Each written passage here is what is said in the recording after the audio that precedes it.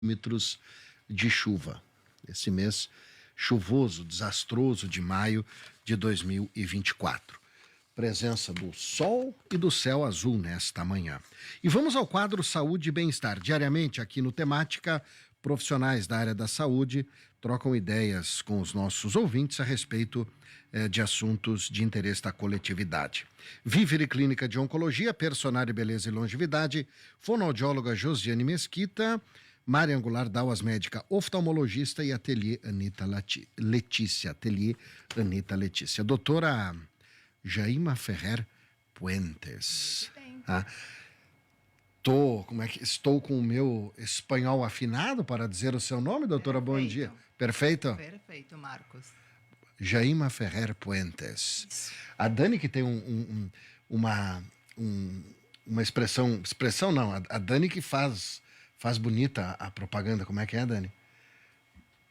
A voz da propaganda aqui na rádio, né? Doutora Jaima Ferrer Puentes. Jaima Ferrer Puentes. Esta simpática doutora que está aqui para conversar conosco hoje sobre intolerância ao glúten e doença celíaca. Isso. Bom dia, obrigado pela presença. Bom dia, Marcos. Bom dia.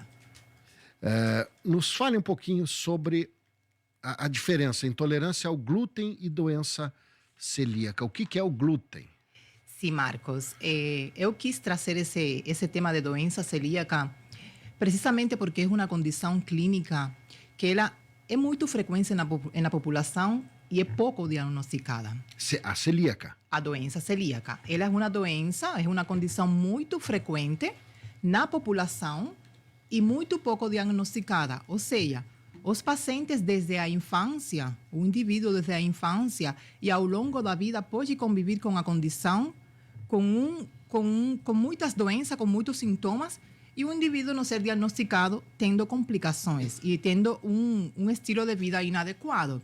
Então, vamos entender primeiro o que é doença celíaca. Doença celíaca é uma condição, é uma afecção, que ataca todo o organismo. Muito pelo contrário do que as pessoas pensam, que a doença celíaca ataca somente o intestino, provocando diarreias crônicas. Ela é uma doença que ataca todo o organismo. Tá? É uma doença que ela é provocada e concretizada quando o indivíduo consome glúten. Que coisa é o glúten? O glúten é uma proteína que ele está presente principalmente na cevada, naquela cerveja gelada, que está presente no trigo, que está presente no centeio, que está presente na aveia. Tá? E então... Tá, mas uma criança não bebe cerveja, ela come pão. Tá, uma criança não bebe cerveja, ela come pão, mas precisamente a doença acontece muito ou é mais diagnosticada na idade, ou seja, na infância, por conta dos fatores genéticos. Para uma pessoa ou um indivíduo manifestar a doença celíaca, ele tem que ter uma predisposição genética. Ou seja, é uma doença que é autoimune.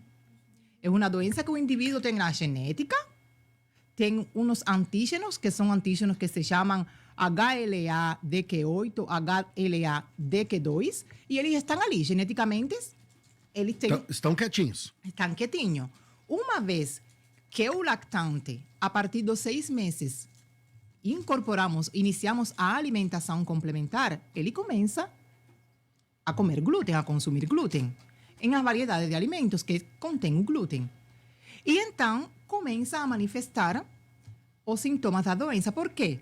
Porque não existe doença celíaca se não existe o glúten. Você pode ter a genética ali quietinha, que se você não come glúten, você não vai manifestar a doença. Ou seja, temos que ter a genética, temos que ter o fator ambiental, que é a alimentação, os alimentos com glúten, tá? E temos que ter o componente imunológico. Uma vez que você consome glúten e você tem os fatores genéticos, o organismo vai se defender contra esse agressor, que ele interpreta o alimento com glúten como um agressor. E o organismo tem que se defender. Vamos a entender um pouquinho. Esta escova, vamos a imitar o intestino delgado. O intestino delgado tem todas essas celdas assim que se chamam vilosidades. Quando nós comemos glúten, alimentos com glúten, todos os alimentos e os nutrientes, vitamina B12, ácido fólico, ferro, são absorvidos nessas velocidades. Só que quando um paciente que tem a genética para ter a doença celíaca, e come o glúten, vai se ativar para defender o organismo. E eles vão abrir vai se ativar a cascada imunológica e vamos a criar anticorpos e vamos a vir, esses anticorpos vão a vir aqui a estas velocidades e vão atacar essas velocidades e vão a destruir essa velocidade para poder destruir o glúten que está afetando o organismo. O intestino deixa de ser bonitinho assim e se converte em um intestino careca. Não existem mais velocidades para absorver todos os nutrientes que a gente precisa para ter uma boa saúde.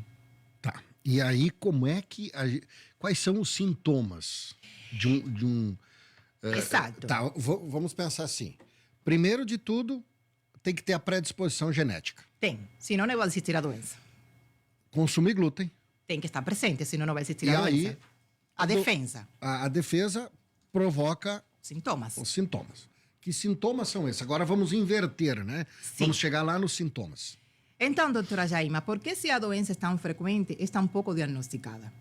Porque o problema é que essa doença, ela transita desde assintomática, ou seja, um indivíduo sem sintomas, um indivíduo que tem um sozinho sintoma, oligossintomática, ou um indivíduo que tem muitos sintomas.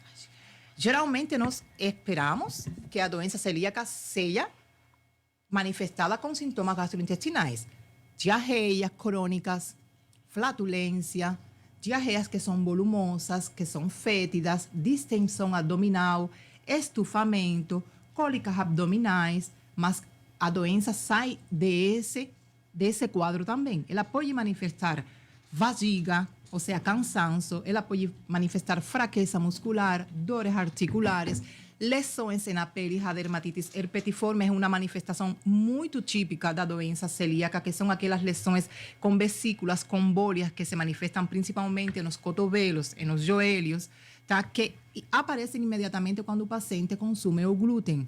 O paciente é aquele paciente que pode chegar, doutora, eu tomo cerveja e ao outro dia eu não consigo porque tenho muitas diarreias, estou muito estufado. Ou é aquele paciente que fala, eu tenho muita deficiência de vitamina. Eu reponho minhas vitaminas e constantemente elas estão baixas. Vitamina B12, ferro, ácido fólico. Por quê, doutora? Ou seja, que é uma doença que ela transita por muitos sintomas. Mas tem um exame que você coloca o cidadão aí numa máquina e diga, olha, isso aí tem doença celíaca. Ou não. É por sangue, é pelo... Enfim, como é que você, tendo os sintomas, Sim. um diagnóstico, cravar um diagnóstico e dizer, bom, você é celíaco, não consuma glúten. Exato. Não é muito fácil de falar para um paciente você tem doença celíaca. Para nós chegar ao diagnóstico da doença celíaca, ele é um pouco difícil porque o médico tem que pensar. E geralmente os pacientes chegam à porta de entrada, que é a porta primária, já seja por qualquer serviço, SUS, particular, convênio. Geralmente os pacientes vêm até nós, médicos clínicos gerais, tá? E ele vem muitas vezes com todos esses sintomas de fraqueza intensa. E a gente não pode sair falando para ele você tem doença celíaca ou você tem alergia ao glúten, porque tem muitas doenças que se manifestam igual à doença celíaca.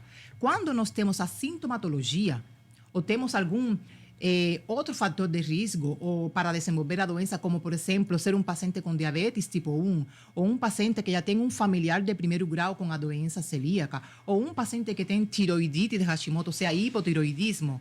Existem muitas condições, fatores de risco que te colocam em risco para desenvolver a doença celíaca. A gente já tem que acender a luz alerta de que esse paciente possa ter associado outra doença autoimune, neste caso a doença celíaca. Pensei, tenho todos os sintomas, a gente precisa investigar mais profundo com exames laboratoriais.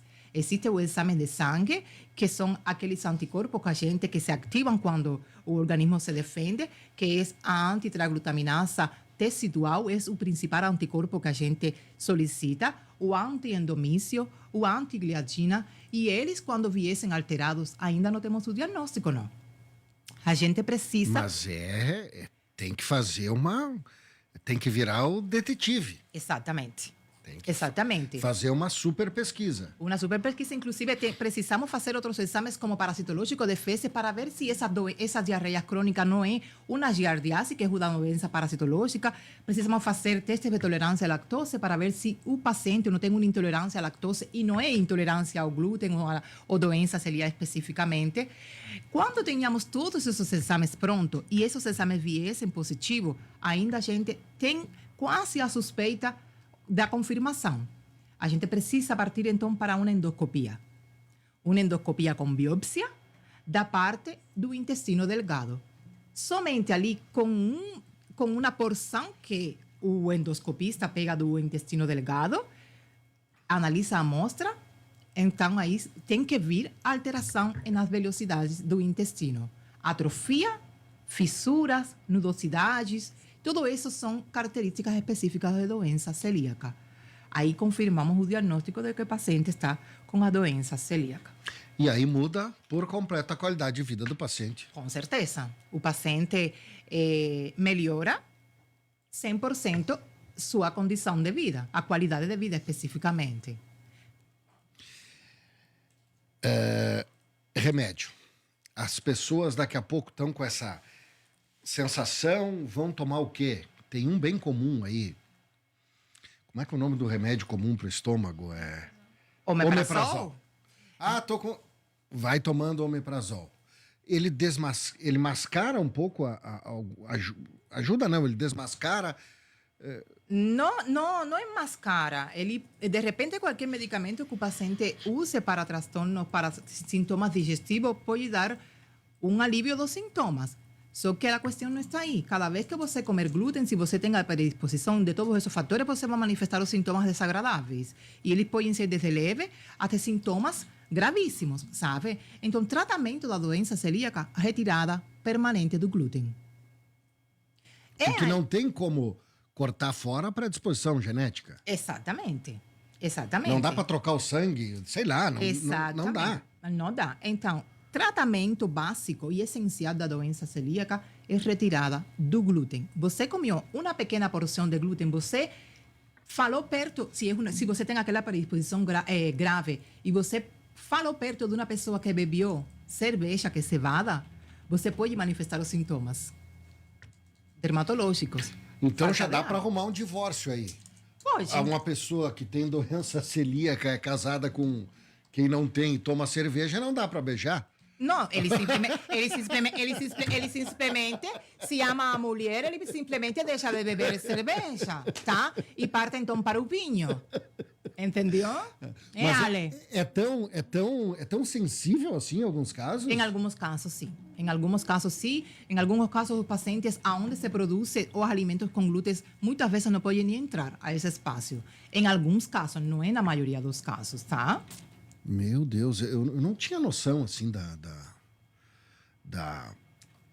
gravidade. Da profundeza. Da profundeza. Porque não é grave, não leva à morte, né? Mas leva uma qualidade leva uma não qualidade de vida. E tem complicações que, se não diagnosticada, o paciente pode ter complicações graves, sim. O paciente que tem a doença celíaca não diagnosticada é um paciente que pode ter, na infância, desnutrição, que traz como consigo um desenvolvimento psicomotor do paciente ou cognitivo inadequado. Pode trazer hipovitaminose, que traz todas essas consequências. Um paciente com déficit de vitamina B12 é um paciente que muitas vezes não sabe nem o nome, da falta de memória, da falta de concentração. É um paciente que pode ter anemia por déficit de ferro, constantemente repondo no Oriporum, e o paciente simplesmente não foi investigado o porquê esse ferro baixa constantemente. Pode ter, e a mais grave, câncer de intestino, linfoma intestinal. Então, é uma doença que se precisa ter a devida importância. É uma doença que, quando tem todos os sinais de alarma, precisa ser investigada, sim, porque ela traz consequências para o indivíduo desagradáveis. Mas é um diagnóstico que não é numa primeira consulta. Não é um diagnóstico que se faz em uma primeira consulta. Tem que ir investigando, né? E deixa também o profissional na dúvida, até ter a certeza. A certeza. Exato. Não como médicos clínicos gerais, que recebemos a maioria da população, precisamos ver o paciente não somente através de um medicamento. A gente precisa ver o paciente de uma forma mais integral. Estou com diarreia, sais de desidratação oral. Estou com déficit de vitamina B12 constante, repor Mas por citoneuria. algum motivo aquilo está lá. Exatamente, a gente tem que profundizar na avaliação desse indivíduo. E existe uma dúvida muito importante e muito frequente na população. Doutora, eu sou um paciente com doença celíaca ou eu sou um paciente que tenho alergia ao glúten? Ou sou intolerante ao glúten? São três condições diferentes. Quando você é um paciente que tem doença celíaca, você precisa ter os três componentes. Você tem que ter os exames alterados, os anticorpos alterados, a biópsia confirmando o diagnóstico.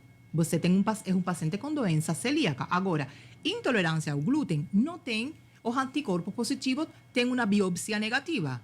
Mas cada vez que o paciente faz consumo de glúten, ele manifesta os sintomas igual a uma doença E celíaca. não necessariamente ser celíaco. Exatamente. Ou você pode ser intolerante ao glúten e não ter nem alergia e tampouco ter doença celíaca. É aquele paciente que tem todos os anticorpos, a biópsia negativa, mas que ele faz uma reação exagerada quando come o glúten.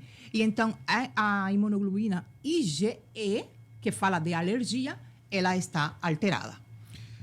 Eu tenho alergia a dinheiro. Eita. Ali, não é o teu caso aí também? Alergia a notas altas de dinheiro? Não.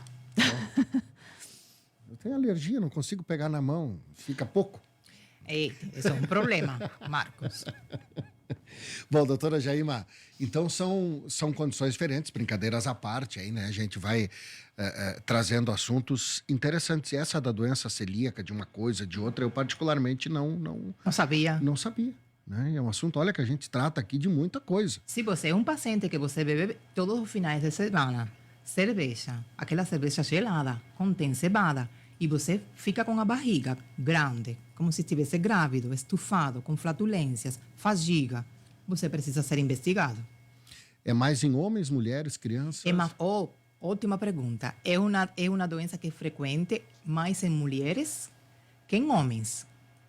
Ela transita por toda a cidade. Só que, infelizmente, muitos pacientes são diagnosticados em etapa adulta. Não é que seja mais frequente na infância.